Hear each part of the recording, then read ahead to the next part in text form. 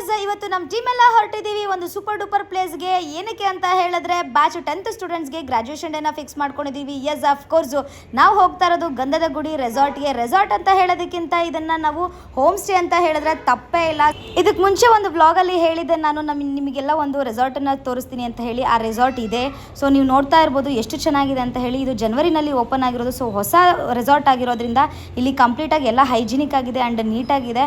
ಅಲ್ಲಿರುವಂತಹ family members ನಮ್ಮ ಜೊತೆ ಅವರು ಕೂಡ ಒಂದಾಗಿ ಲೈಕ್ ಕಂಪ್ಲೀಟಾಗಿ ಫ್ರೆಂಡ್ಲಿ ಆಗಿರ್ತಾರೆ.